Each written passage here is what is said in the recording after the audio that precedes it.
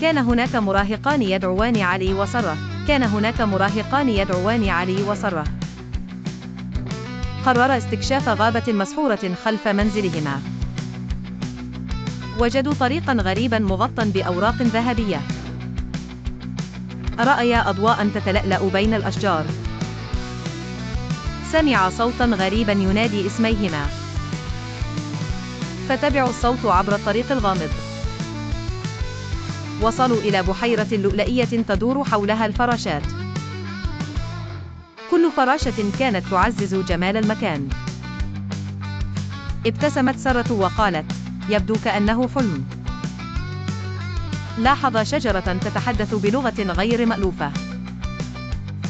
توجه علي إلى الشجرة وسألها عن سر المكان. أجابته الشجرة أن كل من هنا يصبح جزءا من السحر. شعر علي وسارة بحيوية ودهشة كبيرتين. اختفى الضوء ببطء وعاد الصمت إلى الغابة.